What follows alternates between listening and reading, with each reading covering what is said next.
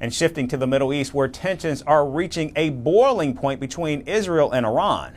According to a Washington Post report, Israeli Prime Minister Benjamin Netanyahu told President Joe Biden that Israel's retaliation for Iran's missile attack would focus only on military sites. This assurance comes after President Biden urged Israel to retaliate responsibly and prevent a major escalation in the region. Now, there were concerns that Israel might target Iran's oil infrastructure or even its nuclear facilities. However, President Biden repeatedly warned Israel against targeting Iran's nuclear projects. With the presidential elections just around the corner, any major disruption, like a spike in global oil prices or the outbreak of a broader war, could severely impact the race for the White House. The Biden administration has urged caution, knowing just how fragile the situation remains. I'll say that what I've been saying about this, we have got to reach a ceasefire, both as it relates to what's happening in Lebanon and, of course, Gaza. We are working around the clock in that regard.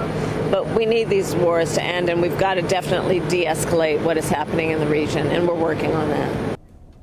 Now, after last week's call between Prime Minister Netanyahu and President Biden, the Israeli leader has reportedly reassured Washington that Israel would limit its retaliation to military targets, diffusing some of Washington's fears.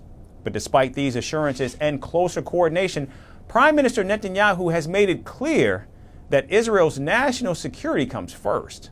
The Israeli government says it is listening to Washington's concerns, but will not hesitate to act if they feel their security is at risk. We are fighting a tough campaign against Iran's axis of evil that wants to destroy us. They won't make it. We keep fighting. We pay painful prices, but we have tremendous achievements, and we will continue to achieve them. I want to make it clear. We will continue to hit Hezbollah mercilessly in all parts of Lebanon, also in Beirut, all according to operational considerations. We have proven this in recent times, and we will continue to prove it in the coming days as well. Now, Netanyahu has hinted that a response could happen before the U.S. presidential election, but the exact timing and nature of the strike remains unclear.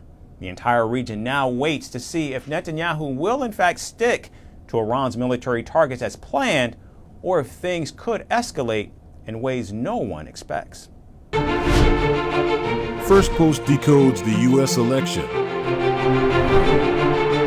explains how America chooses its president,